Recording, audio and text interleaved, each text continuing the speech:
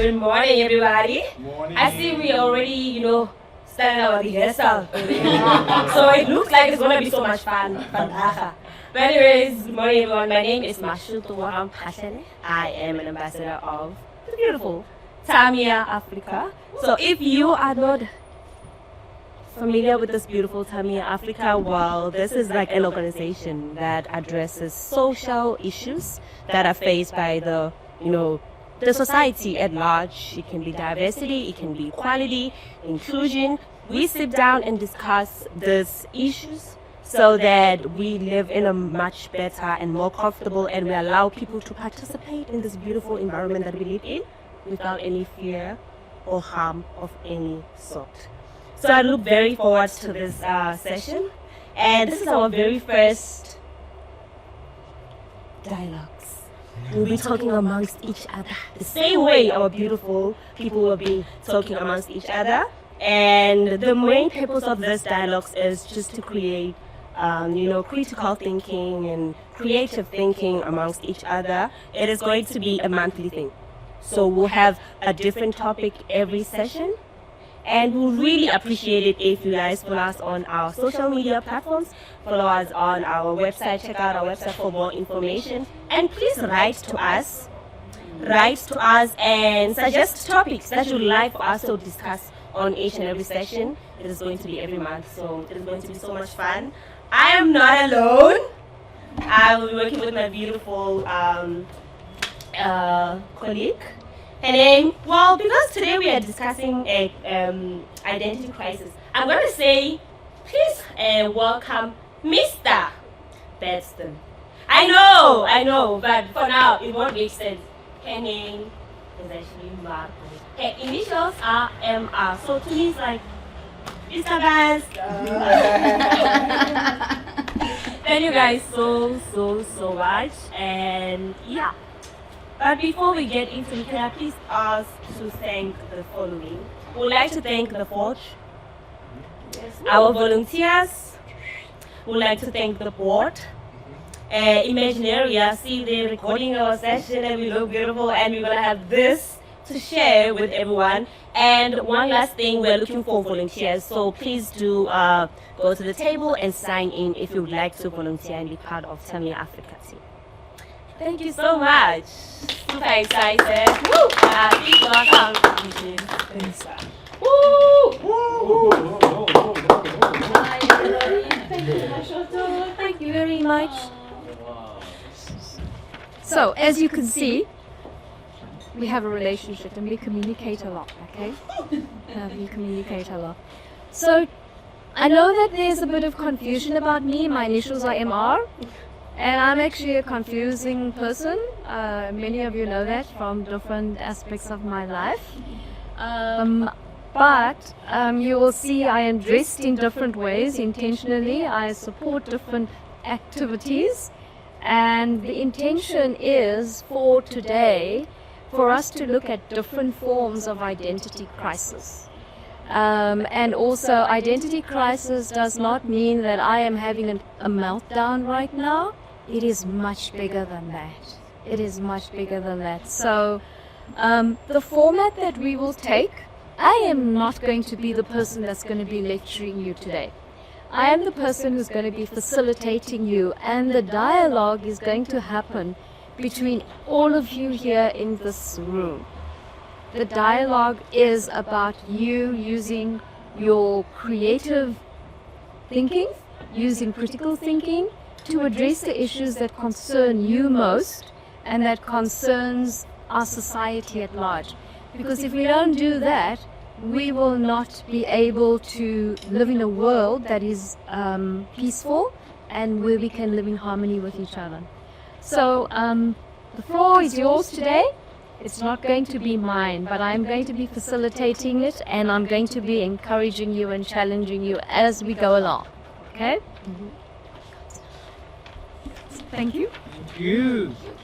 So, couple of things. We need to couple of guidelines for today. Is that today is intended to be a safe space. It's a space whereby we need to be listening to each other, giving the person who asks a question or answers a question the opportunity to express themselves clearly, succinctly. Also, for us to hear what they are saying, because if we would like to respond or have a dialogue about it, that person must hear you too. So the opportunity is for today for us to practice and learn how to listen actively, how to see the other person, because if I don't see the other person, that person's not equal to me.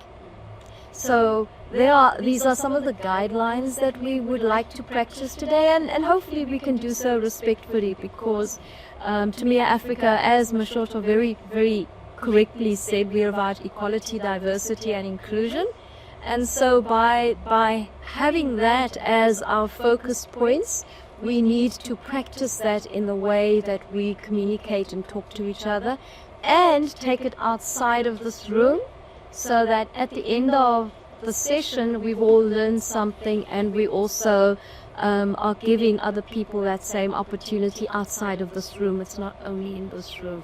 So please feel free to express your thoughts, express your ideas, and go for it with respect and curiosity, and have fun. Okay? Have fun. So, when we talk about identity actually is a Latin origin. It's a word that comes out of which most of the English words are either Latin-based or Greek-based. And it means oneness and same. For me, I look at it and I think, gosh, what does that mean? Does that mean that I am at one with my family? I am at one with my contemporary? I am the same as everybody else here?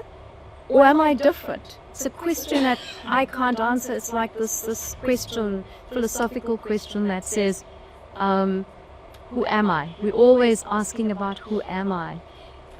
The who am I changes, identity changes, but identity is also an innate trait that we have. Do we know what that is? How do we get there? So these are questions that I'm putting out to you that we need to think about. But also we need to start talking about it between ourselves and say, do I actually understand where my identity came from? Am I being influenced by media? Am I being influenced by my religion? Am I being influenced by my peers or my education? What is my identity? But that is my personal identity. What about my community's identity? What about my society's identity? So identity spreads a lot further than just myself. So I'm putting some of the thought processes out there so you can think about it and we can start engaging on it. When you do a search on the internet right now, you will find everything is about me and my identity crisis, and it puts me in a state of confusion, it puts me in a state of conflict, and I need mental treatment because I have a mental issue. That's a conflict that is being created by who? By me, the media, or some other force outside of that? Questions that we need to start thinking about ourselves, okay? So, I'm going to put it to you guys. Tell me what identity is for you. Hands, stand up. Yes. I believe I get to choose the things you choose to associate yourself with. I don't think many people know who their identity is. That's why there's so many people dealing with an identity crisis. I feel like people latch onto communities or places where they feel comfortable. They promote common thinking.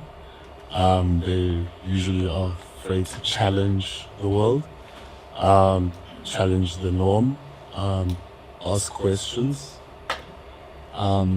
So I think there's a lot of identity classes that people go through today because there's many influences around. That's what I'd like to share from out. Anyone else? Agree? Disagree? Comments on that? Oluwen Dumena Ashi Eitawola. For me, identity is something like, I would say it's something that we closely resonate with. It might be influenced by religion, culture, background, demographics, or however, you know. But with that being said, I would say, for me, identity is fluid, you know, because you grow every time. You're not the same person that you were at the time. You see things differently, you experience things differently, and it might change time to time as you evolve and we get to. I think identity is a journey that will continue be embarking on, because you're not the same person every time, you know, because of experiences that you're not experienced to, or experiences that influence how you think at that moment. And for instance, me, purely, I had prejudice and I had somehow a little bit of hatred for whites because of privilege and colonization and disposition that I found myself. But I realized that also we're just a human. As you said, identity might mean something oneness. That we are not race, but we are human race. You understand? And humankind comes from that. So for me, identity is something that you always embark in. And even, I think even it goes with people who have kids, you know, that different people before they had kids, because kids also teach them something new, something adventurous, something new. So we are always learning something about ourselves. It will never stop. It can't be a state that ends there. It's like happiness. Happiness is not constant. It's a state of being that is temporary, and you see things differently. So it's like you're opening eye holes for different things. You see things in different things. So we need to allow ourselves to grow. And like a butterfly, from a cocoon, you grow and keep maturing and mature and mature. So it's never constant. It's always inflected. Thank you so much.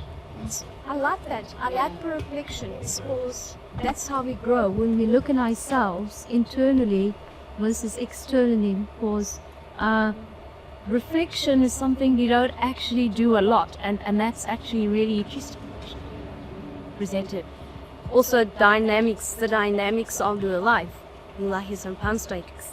But is there a confusion or not between a trait, personality trait, and identity? Because identity is seen in so many different ways.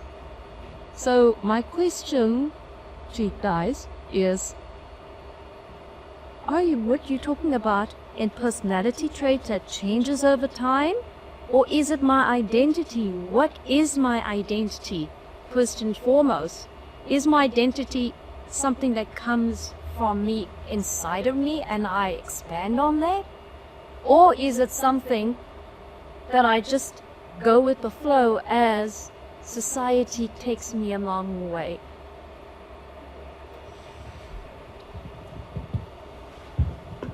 I think identity is something that you have to search inward for. I don't think anyone could define you. Could be a villain in someone's story and be the greatest human being in another's. And it's all about perception at that time.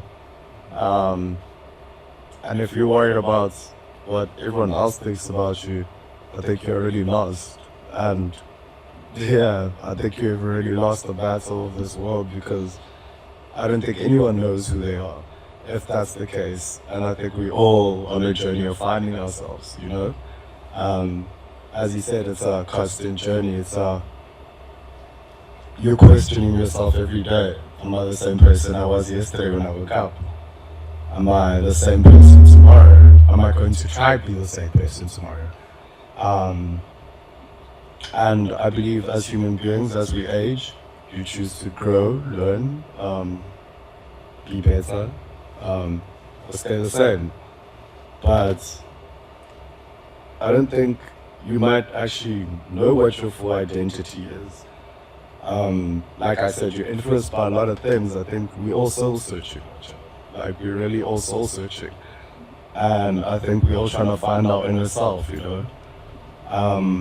Which I believe many people get lost in. Like, so many people are just so satisfied with just being normal, but, you know, and following what the next person next to them is doing. Like, and I've seen that in the world. Like, you go, you see it in your office space, you see it like around like your friends, and sometimes it's scary to be the dreamer. Sometimes it's scary to be the curious one. Sometimes it's even scary to not even feel like the best that day, you know? And feel like you have imposter syndrome. But there's different days, like, it's a journey, you know? It's a journey. And even when you have that imposter syndrome where you feel down that day, like, ask yourself, why do I feel down? You know? Ask yourself, what are the steps I take so I don't feel like this? And it doesn't have to come to you at that moment, you know?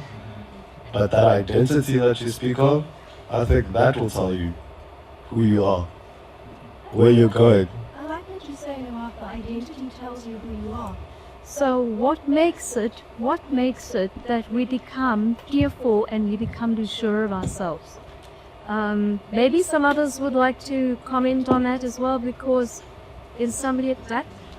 Because we are influenced by things that influences the way we feel. The way I feel, is that my identity, or is that my innate behavior? Because some of us are born very nervous for a reason. It's this trauma that's happened when my mother was pregnant, or something happened while I was going raw. There's all these different stages that creates the person I am today. So the question that I'm asking, and hopefully the lady at back is going to answer it, is that are we confusing identity with emotions, with feelings, with a whole bunch of things that is temporary and is moving? Hello, Molweni, everyone. Sorry for my tardiness. My name is Velisa, just so I'm not some stranger.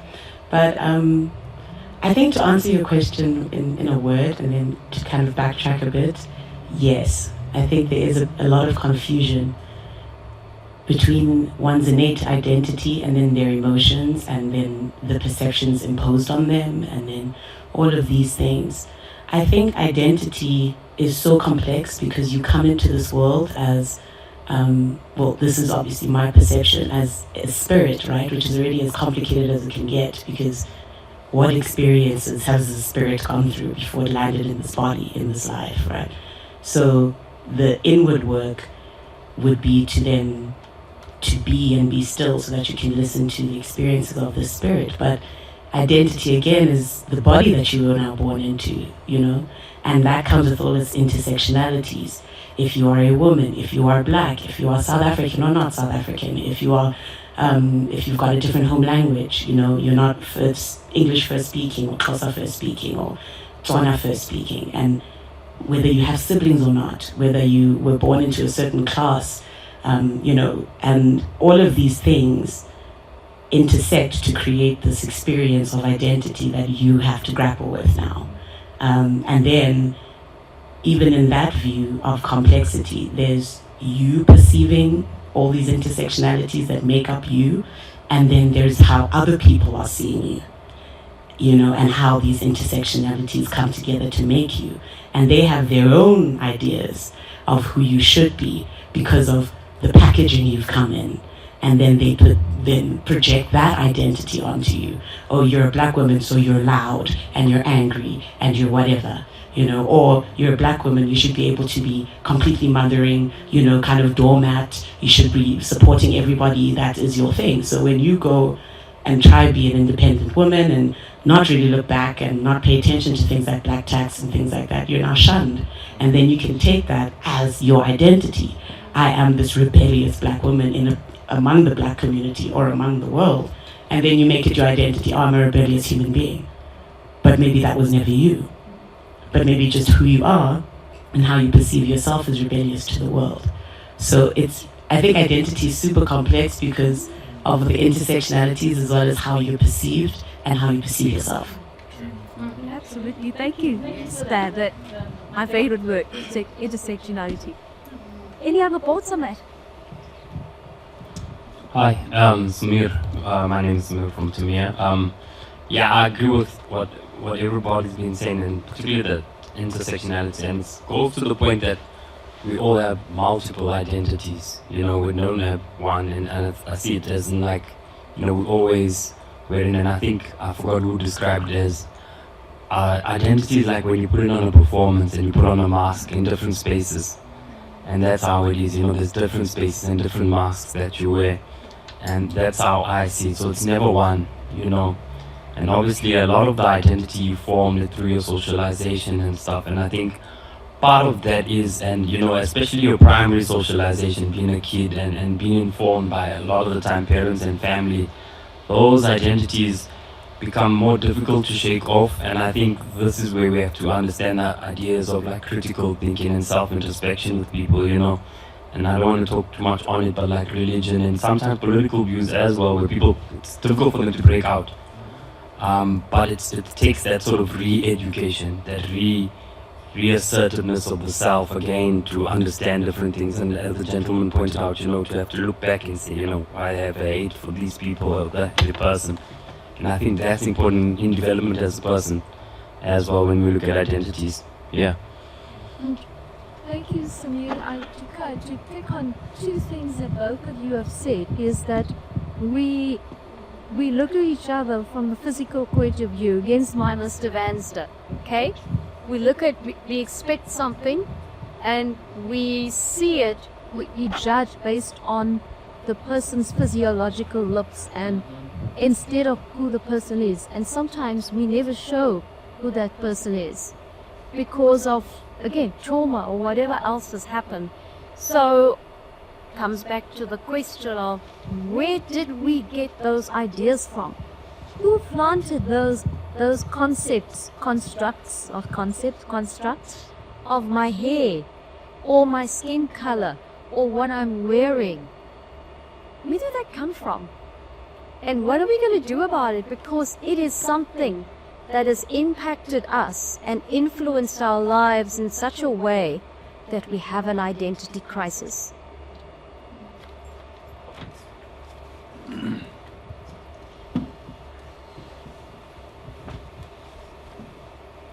I turn around? No. Yes, you may. Maybe let me see so that everybody can see me. Hi, my name is Lekla.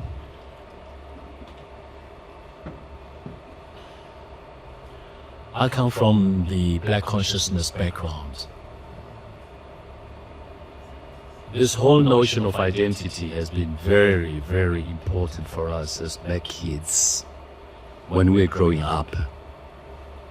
And to answer your question, or to try and answer part of the question, is that there's a lot of social constructs from our communities. For example, I don't see myself in terms of tribal affiliations any longer. As I was growing and getting conscientized and traveling around, getting to know the world, I realized that these are trappings that even limits my thinking. For example, I'll say, na ame mokhatla, kalima mokhatla ze mokhatla. That crap. Sorry.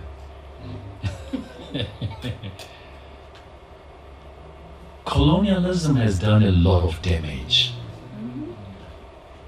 And it continues to do a lot of damage. Both across the color line, if there's anything like that. In my part of the world, I question a lot of things, for example. And I also I accept publicly mea culpa, mea culpa. I have also been passing on these sins. You give a child something, they have to say, hey, apapata.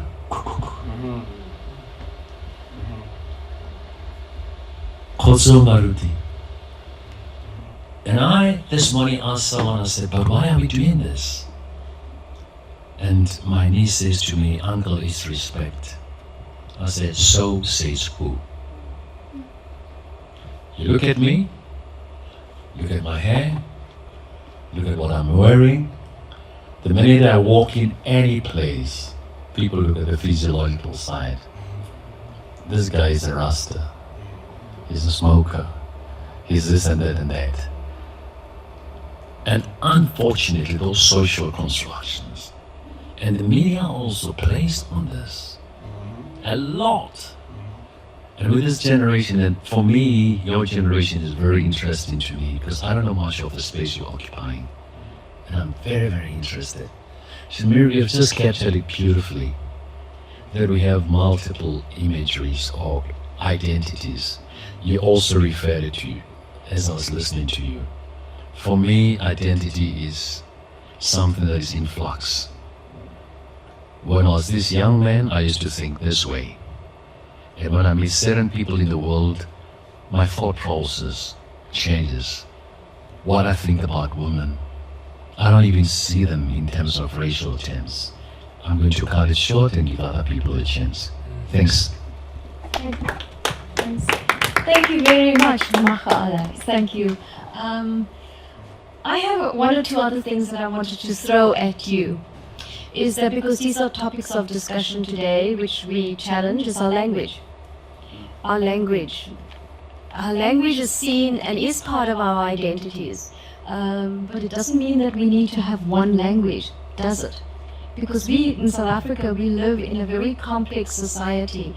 And we should be looking at language as a tool, the same way we look at the internet as a tool.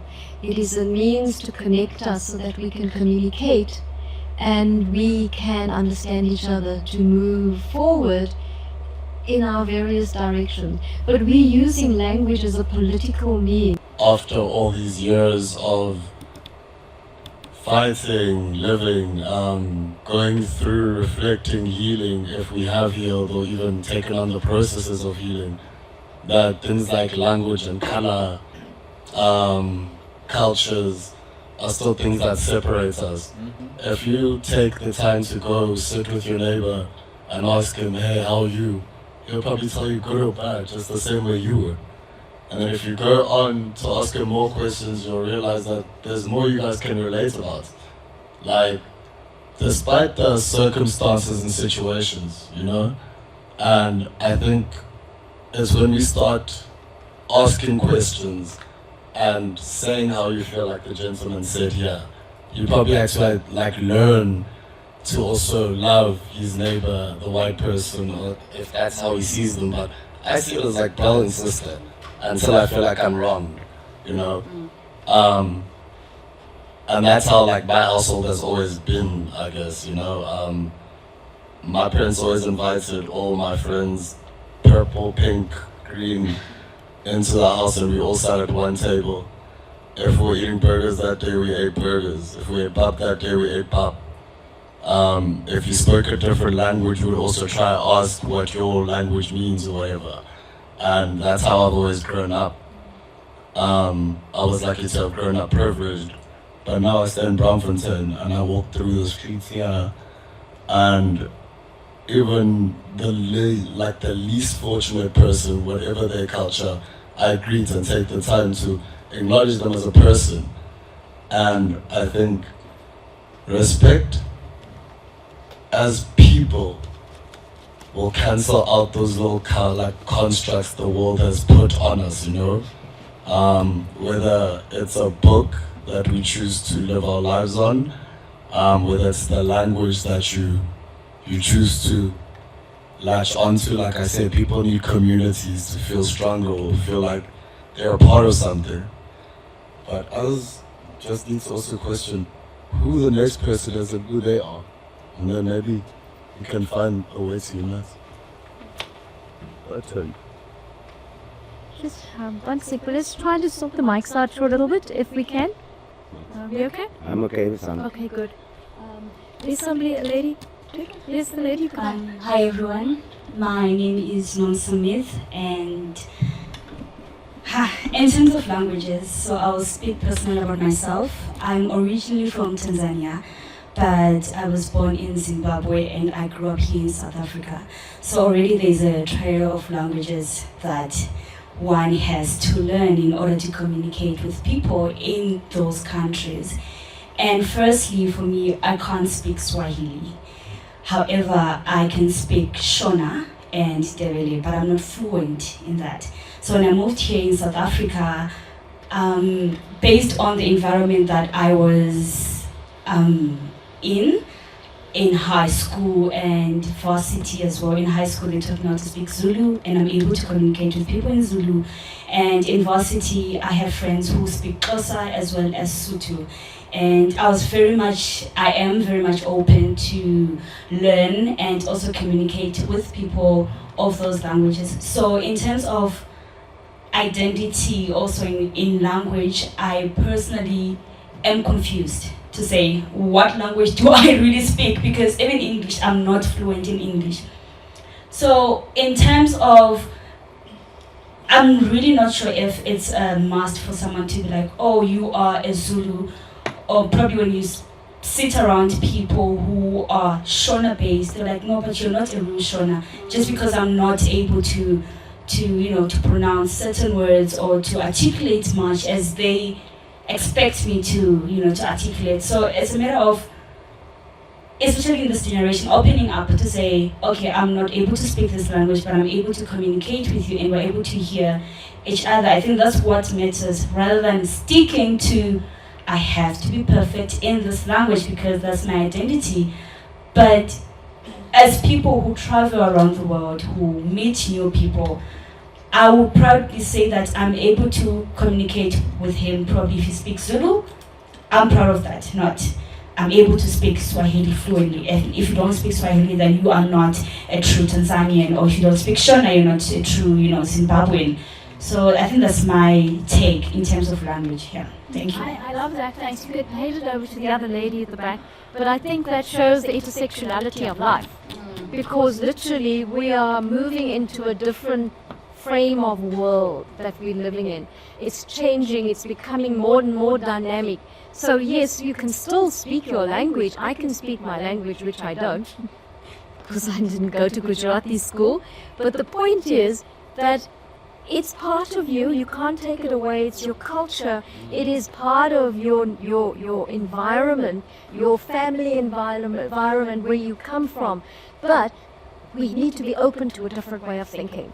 We live in a world that is changing, and if we are stuck in the past, we're never going to move forward. I totally agree. I think my 2 cents about language as identity is that there's a link between language and belonging as well, because as a person who also, I was fortunate enough to go to these private schools and lived a privileged kind of existence in this world where I didn't really have to struggle for much, but I felt like I was at a loss because by the time I was 14 I could barely speak my home language, which put distance. Because I was speaking English every day in school, I'm learning in English, I'm expressing myself in English, I'm thinking in English, right? Which means I'm dreaming in English. So there's a lot of subconscious communication that is happening now, where it used to be bilingual, because at home they used to speak Xhosa and English, But then as you get older and you have to write essays and you have to pass school and you make friends and, that all of that, you lose that. And I think even though language is divisive and it has been used as a traumatic thing, really, because older generations are the ones that do that. You're not Xhosa enough, or you're not Zimbabwean enough, or you're not, you're just not of your culture enough if you can't speak your home language. But that's why you want to, because you want that sense of belonging, right? And culture then holds history, right? So I think it's important to, what is the value? Now, are we aware that as Africans, we never had surnames? They started creating surnames to kind of document us in the books, right? So that we could pay tax, we could be counted under census and all of that. Yes, it was about just legislature and governance. So, yeah, this man says, so when they were asking me about the surname, I just picked my great-grandmother's name, Umam Kwati, and I said, that's my surname. So the displacement begins, do you see? So now they say, he says, no, that's how I picked my surname. So now everyone's confused. What is a surname? You know, amongst each other. Explain this thing called a surname, to which the educated man then explains the purpose of a surname. So he then says the purpose of education is so that we are able to read and write our name. But beyond that, we are able to learn the white man's language so that we can then explain our problems to him in his language, because he cannot understand ours. That is the purpose of school, right? Okay, and then just to finish it off, right, just to quickly wrap up the story. So that's what they say they learn is the meaning of school. And the question amongst the congregation is then, when we have, you know, learned their language and we are able to explain to them our issue in their language, and they respond to us, will they help us to be able to survive in this new world that they are creating? Or will the school teach us to be laborers of their world? We will be property of their world. What do we stand to lose? What's the cost? To be continued. Thank you. That's brilliant. That actually takes us exactly to where we should be. It takes us to exactly where we should be. Because how, from that story, how have we changed our identity? How have we changed identity, and what has caused us to change that identity? Have we been bamboozled? Have we been captured? The famous word captured, I think we all understand what that means now, because we've been captured in so many ways. Advertising, marketing captures our brains. Social media captures our brains. Going back from the story, and that was, how many, a couple of centuries ago? I think it happened many times. It happened when the Arabs came to Ethiopia, when the Americans came to the west coast of Africa. All of these Europeans came to Africa for a reason. They didn't know why, and they came and they colonized us. They changed who we were. They did that in India. They did that in many other countries. So we have lost our identity, and through various means we have given ourselves up to those identities because of the fact we were captured in one way or the other. It comes back to slavery, it comes back to religion. And I know that many of us here are either Christians or Muslims or a-religious, or I'm a-religious, or atheists, and there's many other religions. But these are mechanisms, the same as politics, and I'm saying something that some of you may not like. Same as politics, same as school, same as all of these institutions. It brainwashes us to think differently from who you are innately. Again, identity is who am I as an innate person? What is my soul? What is my spirit? And those are taken away from us when we go to school to learn a technical skill.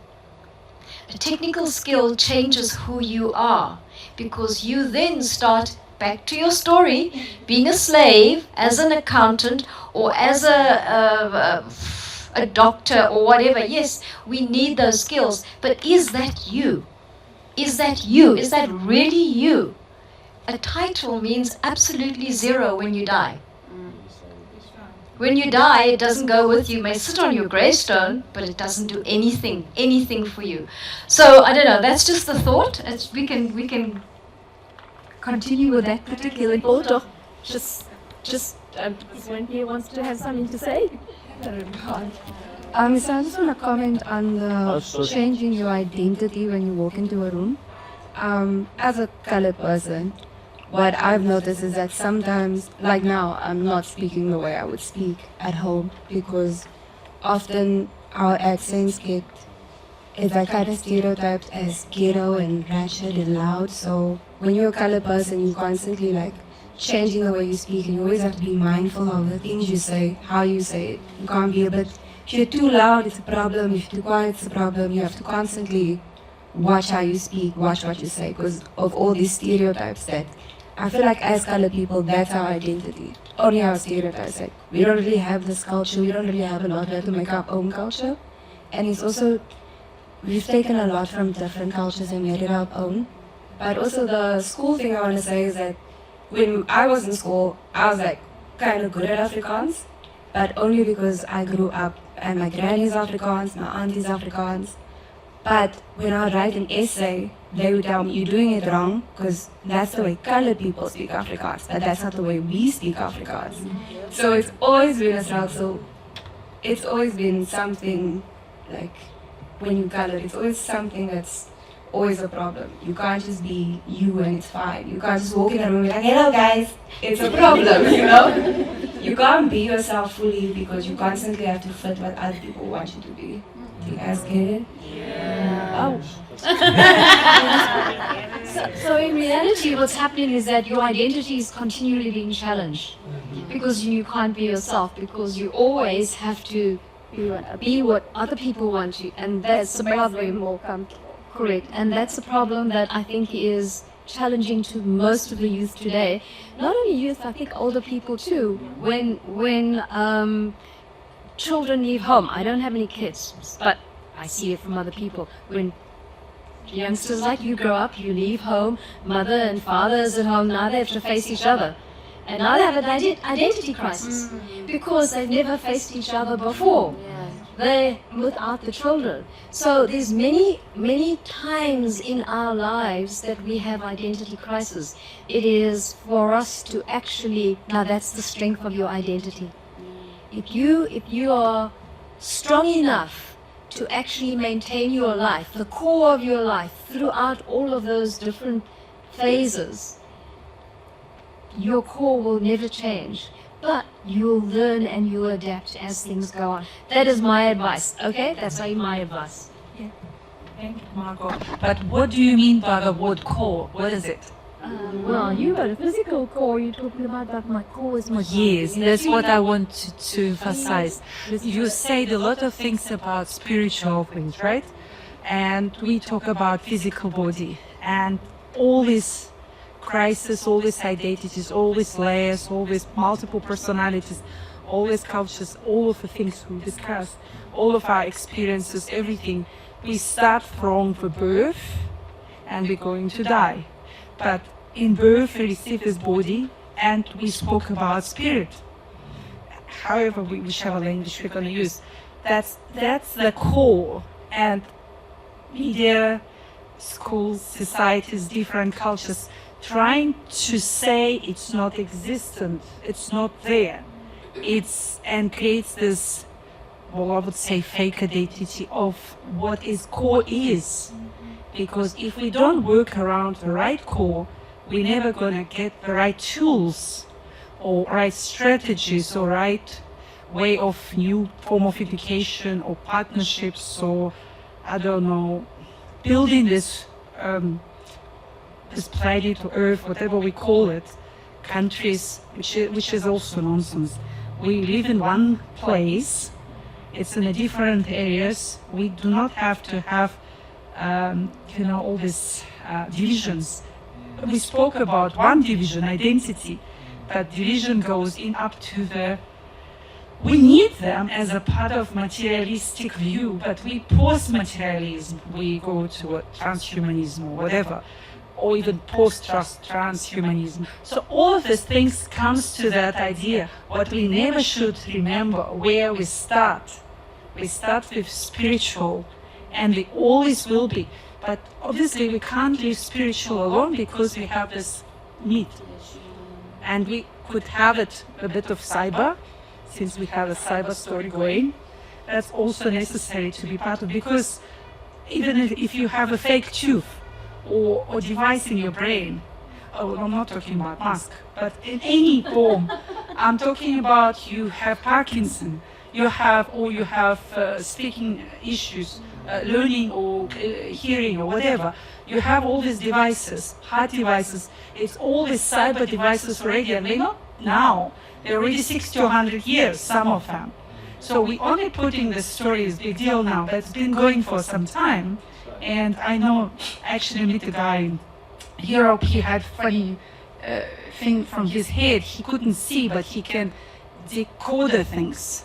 So, all these phenomena, all this interesting stuff happening, so many. We don't know truth around things. That's what we have to seek from our spiritual core and nothing else, because that's only what we really have.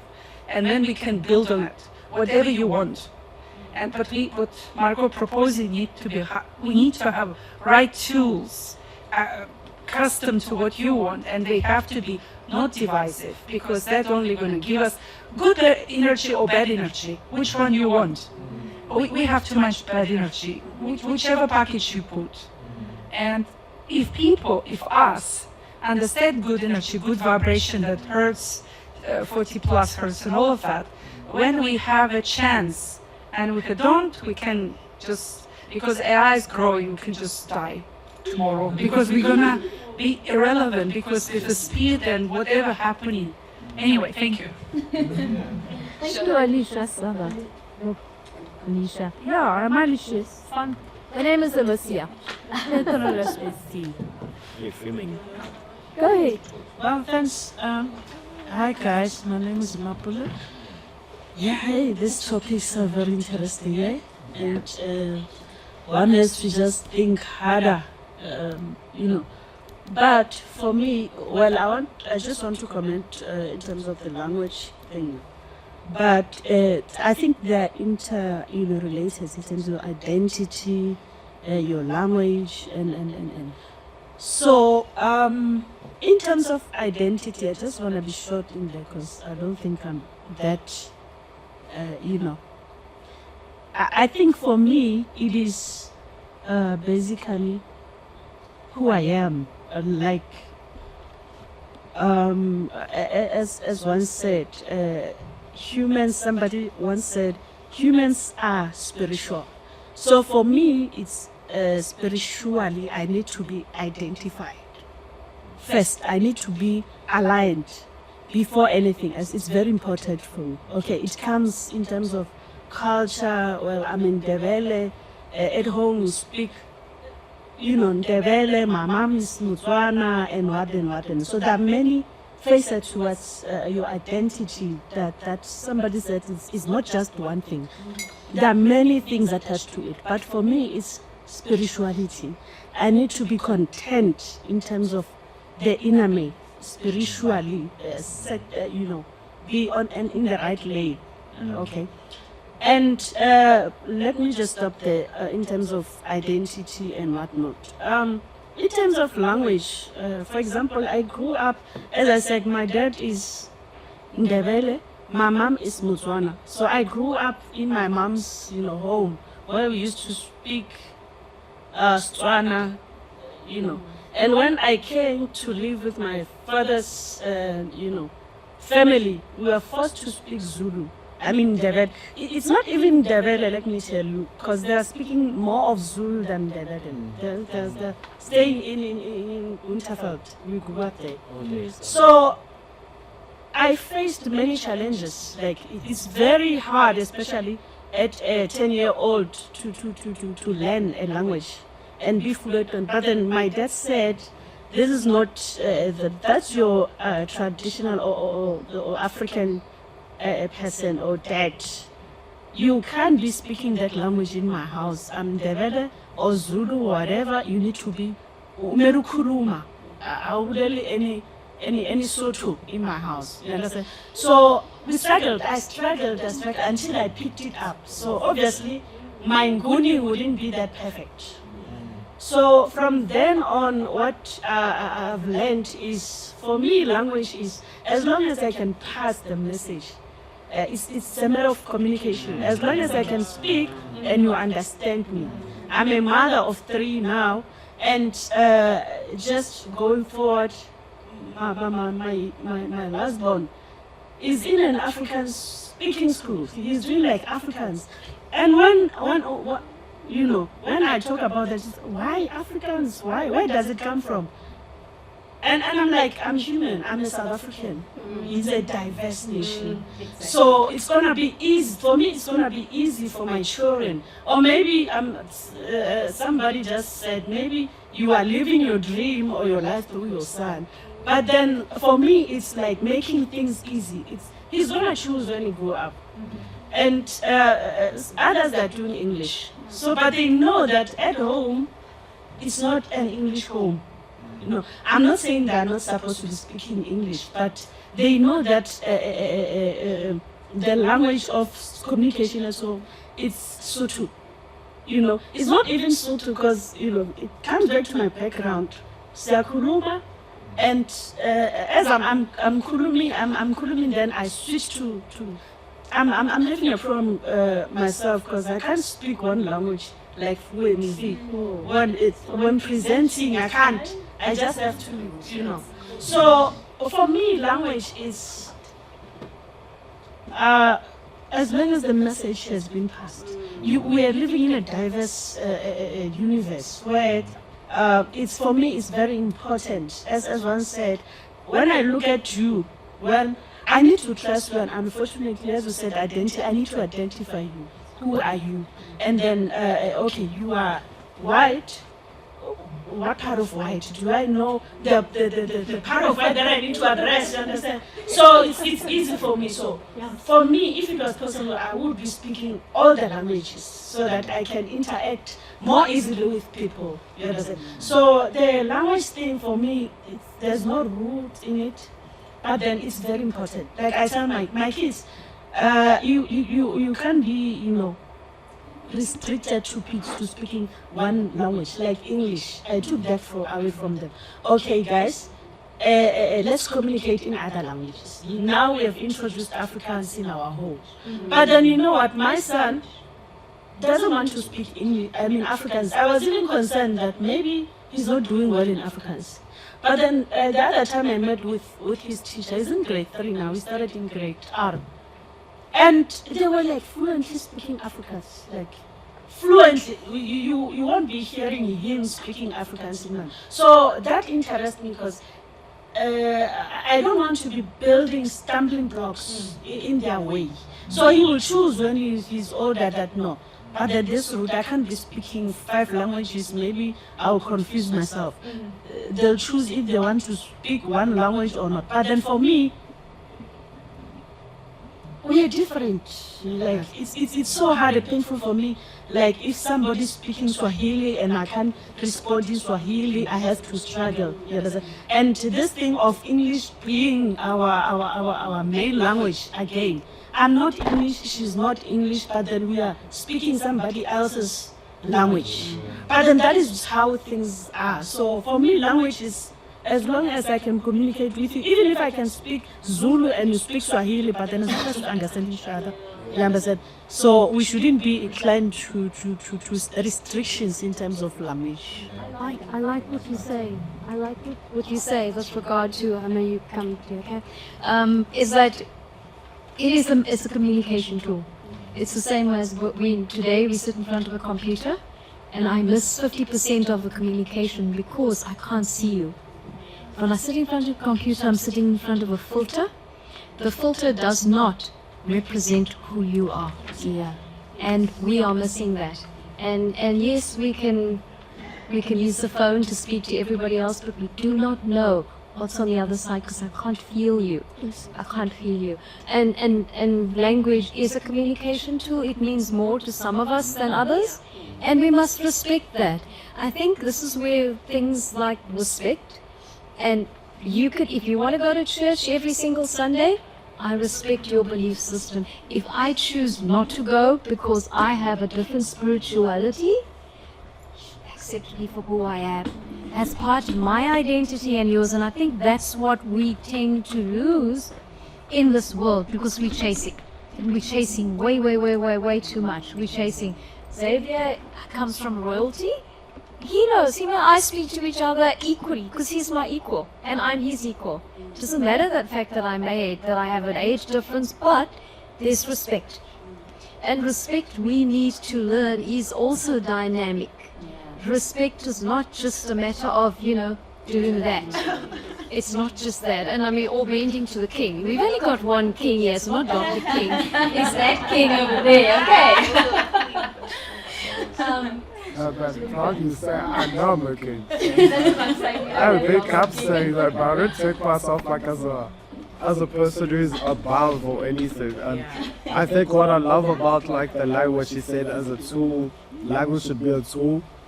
And also what V said, I think our parents teach us our language so like we can feel like there is something that we can hold on to, the first of your kind spoke that language. It's something that you must remember, but it's there to make life easier for you, you know what I'm saying? It's not for you to shun upon another person, you know what I'm saying? And one thing I wanted to say, I think it's bad that we have to address each other in English. Why can't I speak Tonga to help this whole thing? That's for another discussion. I just want to show you, and that's right. and that's why I said, because other people don't take the time to learn the other person's language, so they feel they're superior because they have their perspective. And so have their excuses. that's exactly. And like I saw you shake your alarm. You nodded when you said English should also not be the tool of communication, and I love that too, because at least you understand that we are all conforming to someone set standard, Just because someone said we should speak in English, now today we're hosting this thing in English, you know what I'm saying? But we don't take the time. His Xhosa, for me, I speak Xhosa because I got Xhosa friends and I take the time. My white friends will understand slurs that I say in my African languages because they spend enough time around me. And because I take the time to ask about their cultures, they also get to learn from me and mine. And I teach them words so they never feel left out or anything, or someone speaking about them in the same room. But that's the thing, we don't take time to question, and we all have preconceived notions of what other people should feel about what you've been taught and what I've been taught. And that's the truth. 100%, you're absolutely correct on that, because at the end of the day, we're not seeing each other in different eyes. But anyhow, I think Lumka has something to say. Let's be real. Synergy. Hi everyone. I was going to say that in an ideal world, all of us would understand that we're different, and there's a lot that goes into making up who we are. I'm not going to be the same person I'm not the same person now that I'm going to be when I'm 35, for example. There's still a lot that still needs to happen to me. There's still so many days that I still need to see sunshine, rainfall, rainbows, and all of that. And I think with people, you guys mentioned a lot about spirituality and this idea, this concept of a core and centering yourself, and I'm also an artist and a theater maker. And I remember the first thing my mother used to tell me when I moved into this space is that, Lunga, always ground yourself, always have your core, because this industry could shake you, you're going to go to Joburg, there's going to be so many influences, so many things that you're going to see. And if you don't have that core, and if you're not grounded in yourself, then you could lose yourself. And I was always confused about this idea, what is this core, what does this mean? And I think for some things, there aren't words to explain it. There are some people that you encounter and you don't understand why. It has nothing to do with their race or their skin color or the way they speak, but there's just an energy towards a person. You're like, I identify with this, I relate to this. You can't put a word to it. You can't say it's because I've known this person for 10 years. You've never met them in your life. Today's the first day, for example. But because there's this energy, this spiritual thing that's just, pushing you towards this person, you naturally gravitate towards that. And I think for me, it would be so much easier if people just understood that sometimes things are just that, things. It's just the feeling, it's just an emotion, it's just a connection. I don't need to understand your political ideas. I don't need to understand your religious things, you know what I mean? I can respect them. I can respect the fact that, you view the world in that way sometimes, but what I have here is a human connection, and that's all it is. And that's all it is. And what the world is teaching us is to constantly layer, and constantly justify. So I constantly have to justify why I relate with them because, Leah and I have piercings, so now we're friends. It has nothing to do with that. Sometimes just because a smile that Lee gave me did something to my humanness inside. And I wish the world just understood that you're a person first before you're all these other things and all these other labels. And especially with me coming from a home where my mom speaks like all the entire South Africa, you know, like, you know, she understands so many languages, and that's something that she's poured onto my little brothers and I. And growing up, I saw that as normal. That was my everyday normal, and I thought the world was like divvy daddy and normal like that. And then I get to varsity, and now suddenly, because my surname says that I'm Xhosa, now I have to be fluent in Xhosa, and I have to have this identity and speak like that. And if I don't speak like that, a lot of people are like, oh, she's a fake Xhosa, oh my gosh. Oh, she speaks English all the time, she speaks Tswana too, she understands Venda, kwere, like here, you know. And it's not even that. Sometimes it's just a genuine curiosity about, I want to know how those people speak. French for me, for example, is such an interesting language. I still haven't understood it, but it's such an interesting language. I love French music. I love watching French series. I can't hear a word that they're saying, but I feel what they're feeling. And it reminds me of a quote from one of my favorite movies, The Fault in Our Stars, that says that sometimes you don't even need to understand what the voice is saying, but what the voice is feeling. And that's more than enough, you know? And yeah, you know, it just hurts that there are kids, for example, like me, who grew up in households that teach them that it's okay to be different.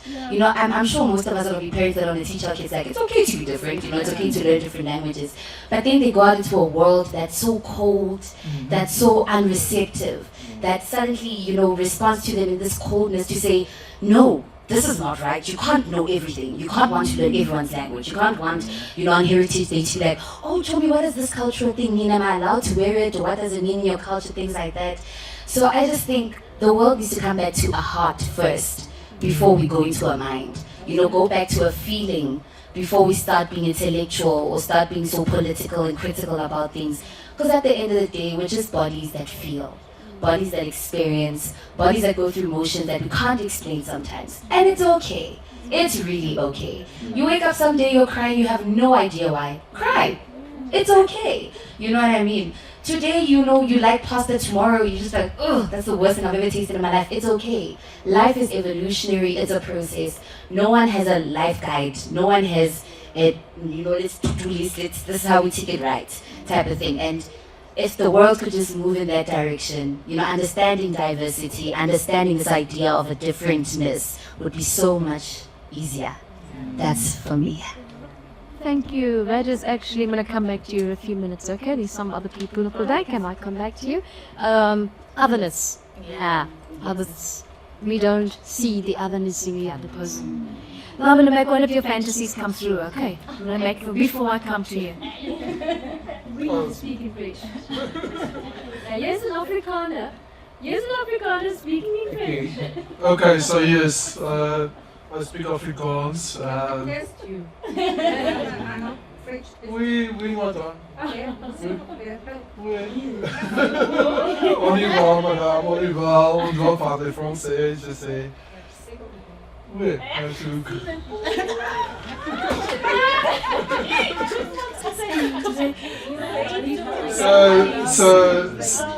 Je t'aime de tout mon cœur.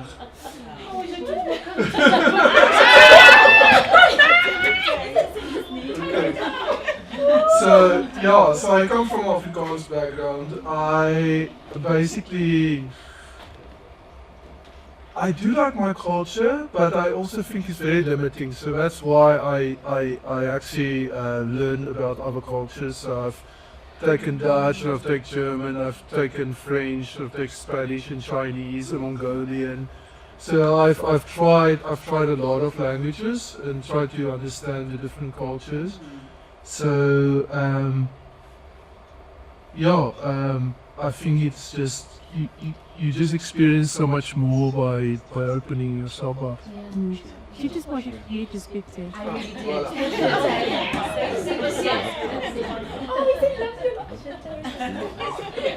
Such beautiful boys, awesome people. I think just two things, I'll try to keep them brief. The first is about the code switching. There's so many of us who code switch, and we do it for like decades and we don't even realize it. My struggle with code switching is the identity crisis it causes if that core is not secure. And then you land up feeling inauthentic in spaces because you're wondering if you're really showing up as yourself or as the version of yourself that will be accepted in that space. And then that makes you feel terrible about yourself because you're like, am I lying to the world? Am I lying to myself? Who am I? Right? So the code, like the breaking of the code switching for me was authenticity. Is if I'm being authentic in any given moment, it doesn't matter what code switch I'm using in order for people to better understand me or to better perceive me, you know, in my authenticity, as long as I'm being authentically myself. So whether I'm speaking English or whatever in this triangle, whatever, am I being true to myself? Am I representing myself consistently? So that was one. And then the two was, it's really important for the colonizing process and how it was done to be understood that it was planned and it was systematic. And they started with the spirit. They detached those that they found in places that they discover, even though there's already people there, right? They find them, they detach the indigenous peoples of that land from how they identify with their creator. Because once you do that, you can shape how they see themselves. Because if you can't identify how you are a part of and are God, right, you will never be able to understand who you are. So remove them and put in a religion that will separate them. Put in a religion that will confuse them, multiple religions, create genocides that are still happening in Sudan, you know, based on religion, right? Israel, all of these things, right? So this is what colonization does. They come in, take away the spirituality and replace it with what is theirs so that you can be lost from the core. And then they place all the systems on top of that confusion, education, language, the economic system, identity and beauty standards, gender roles, right? All of that. They can flip that completely because we were a matriarchal society. We now take our father's surname. In the story, whose surname did he take? Makuru, grandmother, right? So when did that change? It was able to be changed because of the systematic approach and starting with the spirituality. When you remove a person from their spiritual identity, you remove them from the core of themselves, and you can make them into whatever you want. Well done. You actually said everything I wanted to say, so thank you very much. You're being so good. Thank you. You're excellent. Absolutely. We're almost at the end because we're coming to 1 o'clock, but I do not want you to disappear yet because we still have one or two things to say. So with me, I'm just gonna round up with everything that everyone has said, but the most key thing that I would like to emphasize on is how our identity and our history was never archived. As an artist, we learn more about Kotrosky, Stanislavski, but she mentioned a story from back in the days, but we never hear about those things. We've been telling stories, we've been storytellers, but the only difference is that it was never archived. So that part of our identity has just been erased because there's no way to look back and be like, actually, you get. Yeah, so that's just the identity part that I'm actually like kind of sad about, that we don't have something to look back and say. Yeah. Yeah, and on that point, it's funny that the archive is stored in international institutions. University of Oxford in London has the biggest African literature library in the world, and it is in London, but it's African literature. Hey. Yeah, and I think for us to really talk about this, it's very important. And as much as the idea of respect and respecting people's opinions and views and perspective, it's good to have a dialogue so we can share and source information from one another so our lenses can change or challenge ideologies and ideas or doctrinations. And as that being said, even I'm very interested in mass work. I love mass work and stuff like that. But also most of the masks are there. African masks are there, and I'm very interested in that. I've learned Chakla Kok, which is also brings another complication in my practice and pedagogy is that I'm a black guy but studying a French guy who comes with no problem and different stuff, but I'm very interested in African masks. But at the same time, language also plays a big role. And I remember when I was in primary, when I asked someone, a teacher of mine was teaching me Isizulu. And I don't know, for some reason, sometimes this rebellious child who just questions authority. He was teaching me Zulu. But I asked him, what is the benefit of Zulu? Because when I go to an interview, I'm not going to go in Zulu. Also, that makes it very clear that also we're speaking English because we were colonized and we're living in the system. And I find my white friends, I've learned French, I've learned Wadwa, but they were raised by our mothers. Why can't they learn Tswana? Why can't they learn Zulu? Which means we don't see any value of us. They only see us as laborers. So their language will never be acknowledged. They'll rather learn China, French, other international stuff, but they've been here for so long that they can't even speak one Guni language or one Tswana language. Very problematic in their ideology, but I respect. Yeah.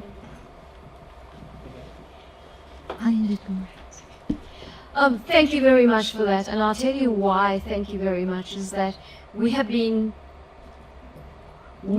been colonized in so many ways, and the world continues, the Western world continues to do that. It hasn't stopped because it has mastered the art of colonization, okay? And I think I love what you're saying, and I believe that we must have more of the dialogues. We've been stopped in so many ways from actually expressing who we are as different people, as individuals, as in the new world. But we need to make that change. And some of us who are older, I hate using this in my grey hairs, but I'm going to do something. But the point is that like you said earlier on, you go and you speak to your wasn't your gogo, who was it? The older people. The older people, but like the gogo, okay? And you get information, you get history from them. There's a couple of things I want to say that TimiaAfrica is doing and what we will do. And we need all of you to participate whenever you can and give us ideas. Is that we were created so that we can create a socially cohesive society. How do we do that? We have identified certain issues. Equality, diversity, and inclusion are the areas that we feel have not been given enough attention. It's forgotten. Don't worry, we already got enough. We've climbed the ladder. We're chairmen of boards and we're everything else. We've got money. We can buy a car. We can go and live in Bryanston. We can do all. Not everybody can do that. Not everybody can do that. People don't have access to health, they don't have access to housing, they don't have access to a lot of things because of the inequalities that still exist. And yes, some of the students are still trying to pay their debts. In America, you have people who are in their 70s and they're still paying student debt. They are still paying, we know those people. They are still paying their student debt. Do you want to be those people? No, why? Because it's part of a system that enslaves you. And that enslavement, we need to find out our own solutions as to how are we going to get out of that system. And as Africans, we need to start doing things, we need to start thinking differently, and we need to start making those changes. Nobody will make it for us, because if we wait for the IMF, if we wait for the UN, if we wait for everybody else, it ain't going to happen. You're going to go deeper into that hole. So, as TimiaAfrica, coming back to what I was talking about, those three issues, we work in health literacy, we work in conflict resolution and peace building. That means that all of that is an intersectionality of life. So all of those areas we address in one form or the other, and we educate people. Our dialogues are meant to be educating all of us. Me too. Me too. And the languages is all part of what we need to be thinking about. We need to not only be thinking about the language, we need to be thinking about, as Africans, the land, the wildlife, the oceans, everything else. Environmental problems is not just out there in Europe. We've seen it this week in Johannesburg. We see all of it. We've seen what we have. This is unusual weather. So we need to do something and protect our land and our waters. And I'm now giving a bit of a spiel, okay? But to add to that, and I'm going to come back to something you said earlier on about the languages. When I lived in Zambia, I was asked by a pastor to, he used to sit with me every afternoon and we used to talk about all kinds of things like we're doing now. And he came back to me one week and he said, I need you to come and talk to the community out in Matero. And I said, no, but I don't do this because I don't like public speaking. Here I'm doing it now. But the point is, he said, no, every time we have conversations, I would go to the pulpit and I'd move the conversations with you to the pulpit. And I'd say, oh, okay, if you say so, that's fine. But it made me think about it. So I went into the community where the garbage and everything was like really ugly and horrible. He converted a tavern into a little church, and he brought the orphans and the women around there who didn't have work and didn't have anything else. That time I was doing anthropology. And there were 9 different languages of these women they were speaking, because they speak 72 different dialects in Zambia. He was my interpreter. Every single one of them understood. Every single one of them did what they needed to do. They found an orphanage. They went to clean and feed the children in the orphanage. They found a transitional home. They made sure, no money, they made sure that they actually started to clean up the place, rebuild their 9 different languages. I spoke English. It's not about the language, it's about what are we doing? Where's the value? Where is the value? The value sits in what we do and who we are. And that is all I have to say. And I hope the dialogue has been interesting and we will have more of these conversations. I don't know if anybody has any other suggestions. Suggestions can go to the front. Our friend, she's sitting there. He will fill in the volunteer form for anybody who wants to volunteer for us.